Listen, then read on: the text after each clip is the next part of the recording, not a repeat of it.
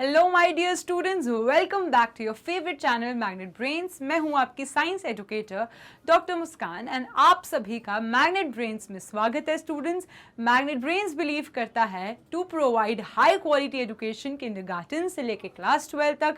English medium, Hindi medium, यहाँ पे सारे ही मीडियम्स के लिए फ्री एजुकेशन मिलती है। Students, magnet brains also provide UP board, MP board, CBSE board, Rajasthan board, वैदिक मैथ, स्पोकन इंग्लिश और ये सभी courses free of cost. Magnet brains की वेबसाइट भी है जो है www.magnetbrains.com। आप चाहें तो डिस्क्रिप्शन बॉक्स पे गिवन जो लिंक है उसको क्लिक कर सकते हैं एंड अपने ई books and e notes download कर सकते हैं। Magnet brains Instagram, Facebook, Twitter, Telegram, WhatsApp सभी जगह अवेलेबल है ताकि आपके पास कोई भी कमी नहीं रहनी चाहिए और आपके पास एकदम हाई क्वालिटी एजुकेशन हो।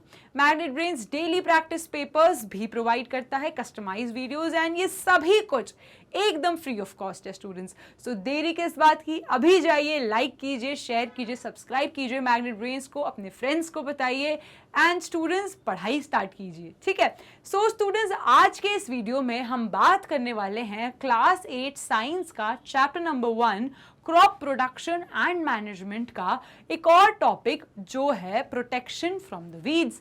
सो स्टूडेंट्स, हम इससे पहले प्रोटेक्शन ऑफ द वीड्स पढ़ें, फटाफट से एक रिकैप ले लेते हैं अगर आपने मुझे अभी ज्वाइन करा है। सो स्टूडेंट्स, हमारी क्रॉप क्या है?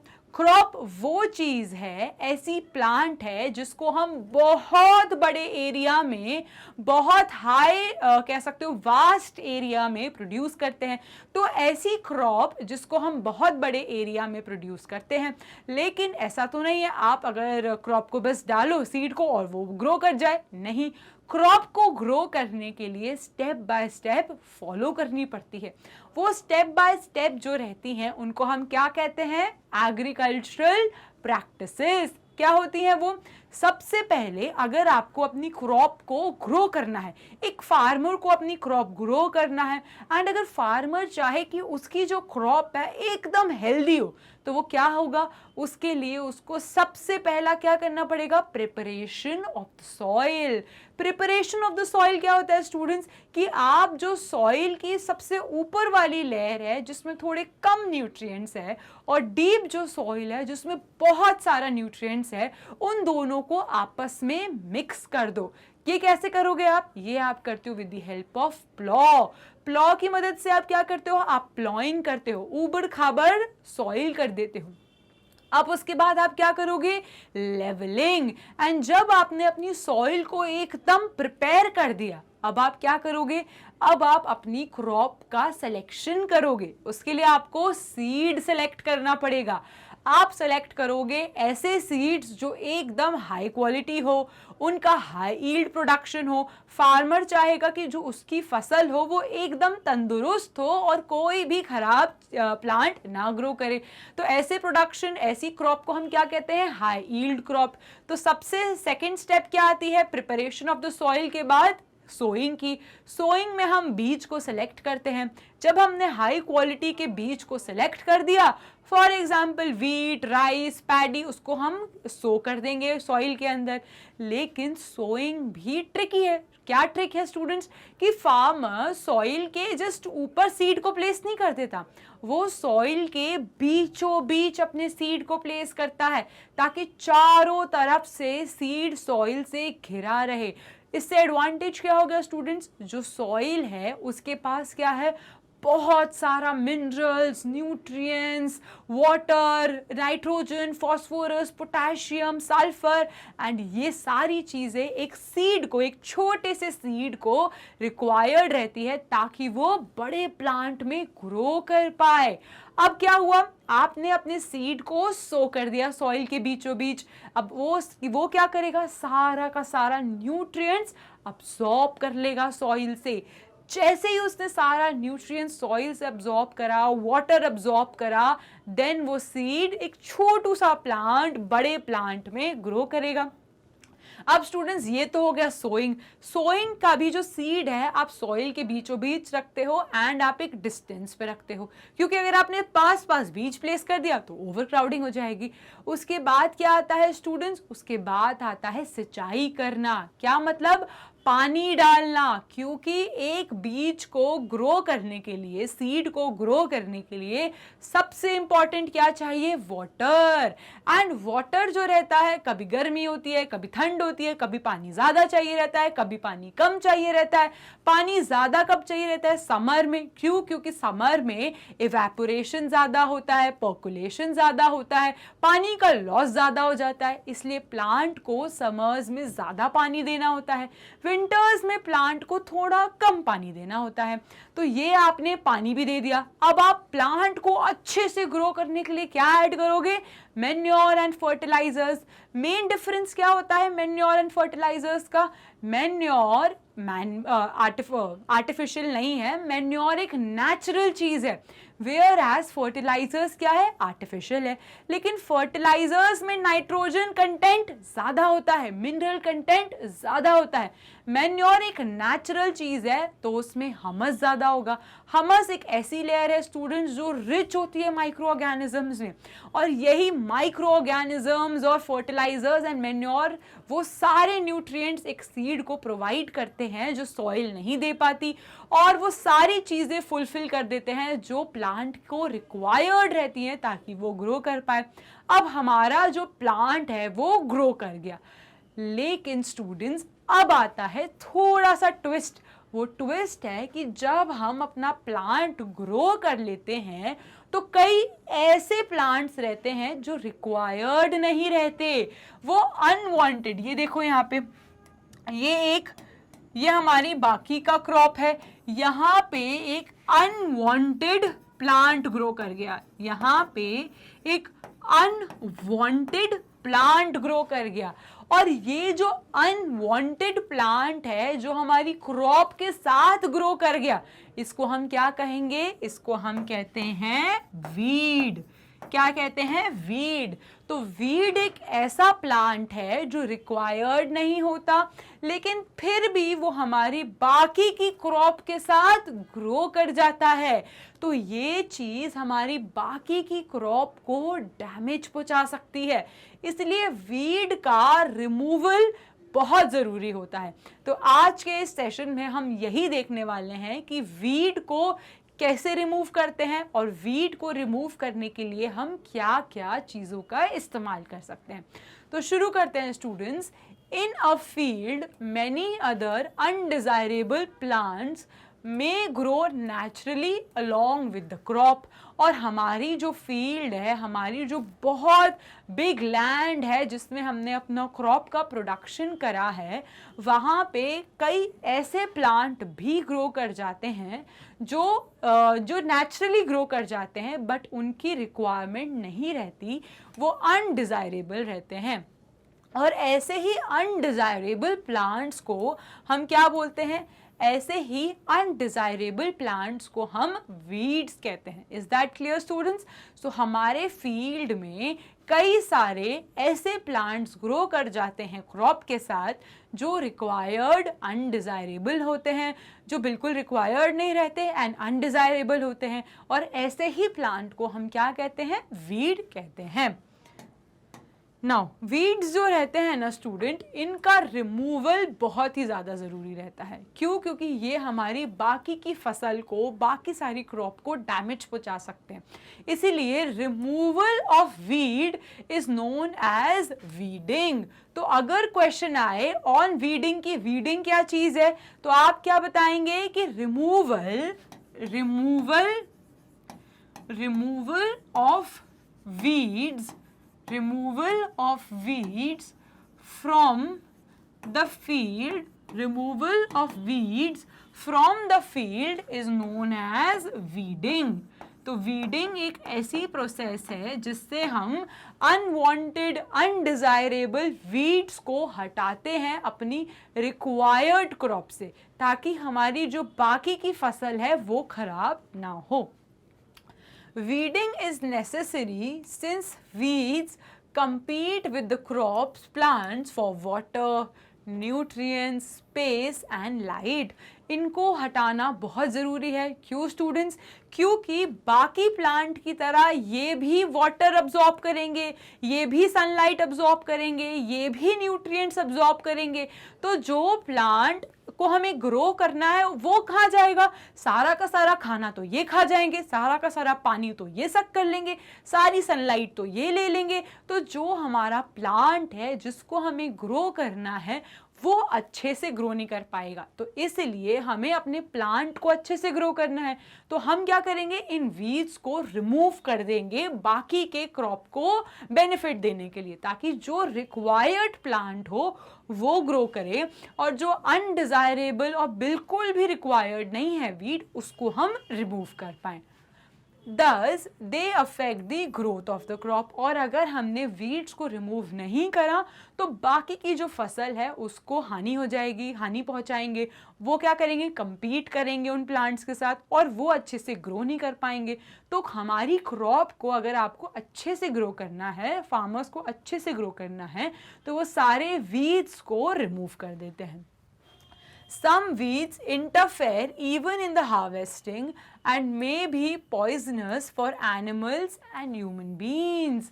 लेकिन स्टूडेंट्स कई ऐसे वीड्स रहते हैं जो प्लांट को हानि तो पहुंचाते हैं, लेकिन वो साथ में ह्यूमन बींग्स को भी हानि पहुंचा सकते हैं, एनिमल्स को भी डैमेज पहुंचा सकते हैं। क्योंकि अगर उनमें पॉइजन हुआ और अगर हमने वो पॉइजनस वीड बाकी के क्रॉप के साथ इंजेस्ट कर ली और हमने खा लिया तो क्या होगा? हमें पॉइजन पहुंच जाएगा, एनिमल्स में पॉइजन पहुंच जाएगा और वो हमें डैमेज पहुंचा सकते हैं। इसलिए वीड्स का रिमूवल बाकी क्रॉप से बहुत इंपॉर्टेंट रहता है, क्योंकि कई वीड्स पॉइजनस होते हैं, डैमेज पहुंचा सकते हैं एनिमल एंड प्लांट्स को। ठीक है स्टूडेंट्स? सो इसीलिए इन वीड्स का रिमूवल इज वेरी इंपॉर्टेंट।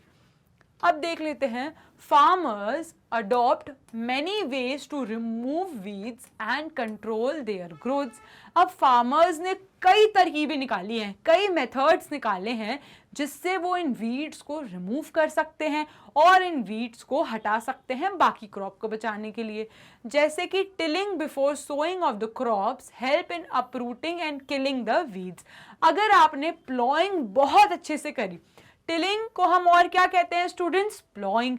सबसे पहले हमने क्या पढ़ा था? Preparation of the soil. Preparation of the soil हम कैसे करते थे? प्लॉ करके। प्लॉइंग जब हमने करा या टिलिंग जब हमने करा तो हमने क्या करा? हमने पूरी सॉइल को उबड़ खाबड़ कर दिया। इससे क्या हुआ? इनकी जो वीड्स की जो जड़ें थी वो क्या हो गई? वो सॉइल से अलग हो गई, और क्योंकि वो सॉइल से अलग हो गई तो अब वो ग्रो नहीं करेंगे। तो अगर आपने सॉइल को बहुत अच्छे से प्रिपेयर करा है तो आपका वीड ग्रो ही नहीं कर पाएगा, क्योंकि आपने जो वीड की जड़ है सॉइल में वो ही उखाड़ दी, वो ही अलग कर दी। तो जब उसकी रूट ही नहीं रहेगी सॉइल में तो वो ग्रो ही नहीं करेगा।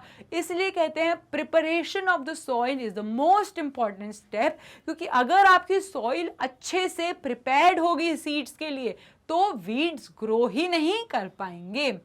The best time for removal of the weeds is before they produce flowers and seeds। और बेस्ट टाइम होता है कि जैसे ही वो वीड फ्लावर और लीफ देने लगे उससे पहले ही उसको रिमूव कर दो, क्योंकि एक बार उसने फ्लावर और प्लांट्स प्रोड्यूस करना स्टार्ट कर दिए तो वो और डेंजरस और फास्ट हो जाते हैं ग्रो करने के लिए। तो आपको फार्मर्स को क्या करना पड़ता है? फार्मर्स को पहले ही उनको रिमूव करना पड़ता है ताकि वो फ्लावर्स और प्लांट्स ना प्रोड्यूस करें। Is that clear? So best time to remove weeds is before they give flowers and plants। अब आते हैं, अब आप फार्मर्स चाहें तो क्या करते हैं? मैनुअली रिमूव करते हैं। यहाँ पे देखो एक खुरपी का इस्तेमाल हो रहा है। किसका इस्तेमाल हो रहा है? खुरपी का।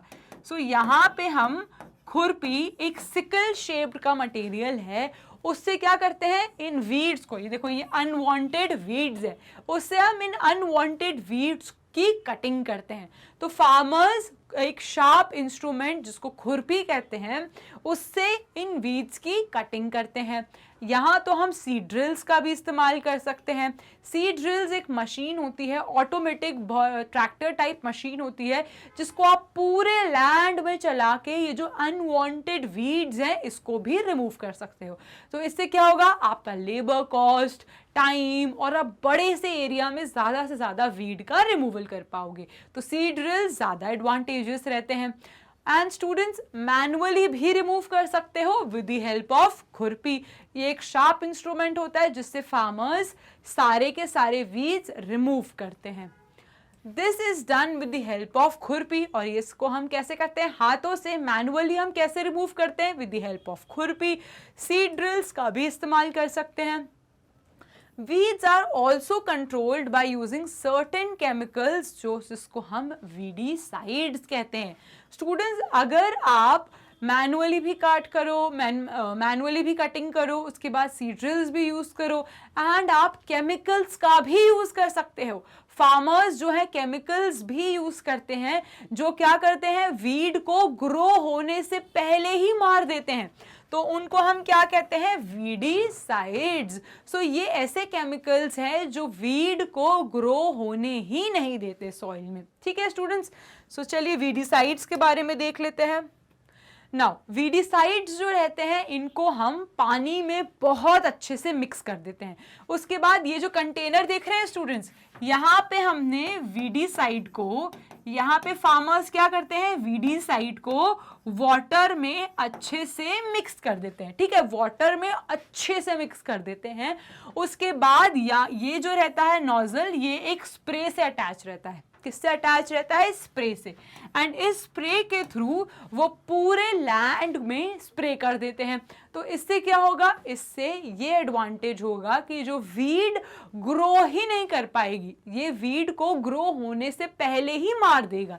ठीक है students, so these are sprayed in the field to kill the weeds, और जो वीड्स ग्रो हो गई हैं उसको ये किल कर देगा।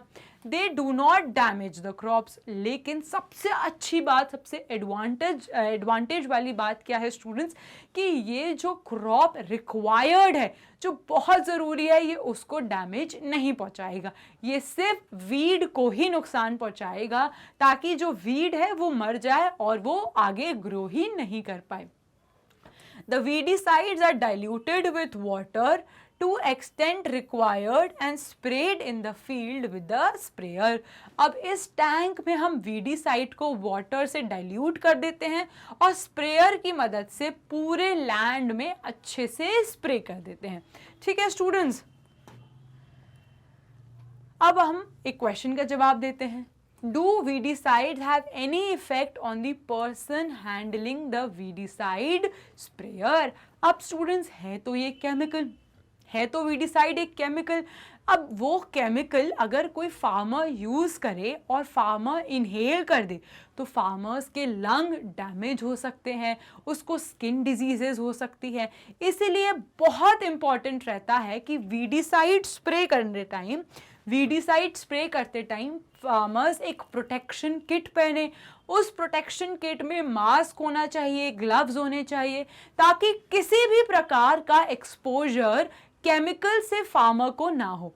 फार्मर एकदम प्रोटेक्टेड रहेगा, तो ये जो केमिकल है ये इनहेल नहीं कर पाएगा फार्मर, और अगर ये फार्मर इनहेल नहीं कर पाएगा केमिकल को, तो lungs problem, nasal diseases, skin diseases, ये सारी की सारी चीज़ें बहुत ही कम हो जाएंगी। इसलिए it is very important to wear protection kit. जब भी आप वीडीसाइड स्प्रे करते हो, कुछ लोग अपने घरों में स्प्रे करते हैं ताकि मॉस्किटोज एंड ये सब ना हो, एंड कुछ फार्मर्स अपने लैंड में स्प्रे करते हैं। सभी को प्रोटेक्शन किट के बिना वीडीसाइड स्प्रे नहीं करना चाहिए, क्योंकि वीडीसाइड है तो केमिकल और वो हमें डैमेज पहुंचा सकता है। इसलिए मास्क का यूज़ करना, ग्लव्स का पहनना is very important while spraying weedicide. ठीक है स्टूडेंट्स, सो हमने देख लिया कि वीडीसाइड्स जो रहता है उसको अगर हम स्प्रे करें during the vegetative growth of the weeds before flowering the seed formation. Weedicide को कब स्प्रे करना चाहिए? वीडीसाइड को हमें स्प्रे करना चाहिए ड्यूरिंग द वेजिटेटिव ग्रोथ, जब उन वीड्स का जस्ट ग्रोथ होना शुरू हुआ है और अभी भी उन्होंने फ्लावर नहीं दिया है, अभी भी उन्होंने प्लांट्स नहीं दिया है। तो जैसे ही वो फ्लावर देने वाले होते हैं वो बेस्ट टाइम होता है उन पे वीडीसाइड स्प्रे करने का। स्प्रेइंग ऑफ वीडीसाइड में affect the health of the farmer, और ये वीडीसाइड फार्मर की हेल्थ को नुकसान पहुंचा सकता है। तो अगर आप चाहते हैं और फार्मर्स चाहते हैं कि उनकी हेल्थ को नुकसान ना पहुंचे, तो वो क्या करें? उनको यूज़ करना चाहिए इन केमिकल्स को बहुत ही सावधानी के साथ, बहुत ही केयरफुल रहकर। और कैसे वो रह सकते हैं? वो प्रॉपर ग्लव्स का यूज़ करें, वो प्रोटेक्शन किट का यूज़ करें, वो मास्क के बिना वीडीसाइड को स्प्रे ना करें। They should cover their nose and mouth with a piece of a cloth or mask during spraying of these chemicals। इसलिए इन केमिकल्स को बहुत ही सावधानी से फार्मर्स को यूज़ करना चाहिए, क्योंकि ये है तो केमिकल्स और ये डैमेज पहुंचा सकते हैं। Is that clear students? और हमें पता है वीडीसाइड का बेस्ट टाइम स्प्रे करने का कब होता है? जैसे ही प्लांट अपने वीड्स अपने वेजिटेटिव ग्रोथ पे हो। वेजिटेटिव ग्रोथ एक ऐसा फेज है कि वो अभी फ्लावर और प्लांट्स उसने नहीं दिए, वो जस्ट ग्रो कर ही रहा है। वो बेस्ट टाइम होता है बिफोर फ्लावरिंग वीडीसाइड को स्प्रे करना, कि आप वीड को वेजिटेटिव ग्रोथ में ही किल कर दो। क्योंकि अगर उसने फ्लावर और प्लांट्स देना शुरू कर दिया तो उसकी ग्रोथ बहुत फास्ट हो जाएगी। तो इसीलिए पहले वो फ्लावर दे उससे पहले ही आप वीडीसाइड स्प्रे करके उसकी ग्रोथ को वही स्टॉप कर दो। Is that clear students? So हमने देख लिया कि वीडीसाइड कब स्प्रे करना चाहिए, वीडीसाइड यूज क्यों करते हैं, एंड वीडिंग कैसी प्रोसेस है। वीडिंग एक प्रोसेस है जिससे हम वीड्स को अपनी क्रॉप से हटाते हैं, क्योंकि वीड्स जो हैं वो हमारी क्रॉप को compete करते हैं, उनको सनलाइट, न्यूट्रिएंट्स और ये सब चीज़ें नहीं अच्छे से प्रोवाइड होती हैं एंड वो ग्रो नहीं कर पाएंगी। इसलिए इन वीड्स का रिमूवल करना बहुत इंपॉर्टेंट रहता है। सो स्टूडेंट्स, अगर आपको कोई भी डाउट हो so do let me know. And students, magnet brains provide free education kindergarten से लेके क्लास 12 तक। And magnet brains UP board, CBSE board, Delhi board, Bihar board, MP board, Rajasthan board, Vedic maths, English courses, crash courses, ये सभी कुछ provide करता है, and that too free of cost. Magnet brains का English medium channel भी है, हिंदी मीडियम चैनल भी है। तो अगर आपके फ्रेंड्स हिंदी मीडियम से हैं तो उनको भी बताइए कि मैग्नेट ब्रेन्स एकदम फ्री एजुकेशन प्रोवाइड करता है। मैग्नेट ब्रेन्स की वेबसाइट भी है जो है www.magnetbrains.com, और जैसे ही आप वेबसाइट को ओपन करेंगे आपको यहाँ पे ग्रैब ई नोट्स करके ऑप्शन आएगा। फटाफट से उस ऑप्शन को क्लिक करेंगे और आपकी e books and e notes download हो जाएंगे, daily practice papers, customised videos के साथ। आप चाहें तो डिस्क्रिप्शन बॉक्स पे गिवन जो लिंक है उसको क्लिक कर सकते हैं। And student, magnet brains Instagram, Facebook, Twitter, Telegram, WhatsApp सभी जगह अवेलेबल है आपको एकदम हाई क्वालिटी एजुकेशन प्रोवाइड करने के लिए। सो देरी किस बात की, अभी इस वीडियो को लाइक कीजिए, मैग्नेट ब्रेन्स को लाइक कीजिए, शेयर कीजिए, सब्सक्राइब कीजिए, अपने सारे फ्रेंड्स को बताइए और एग्जाम के लिए एकदम रेडी हो जाइए। And students, stay tuned for my next video. Thank you so much and have a nice day.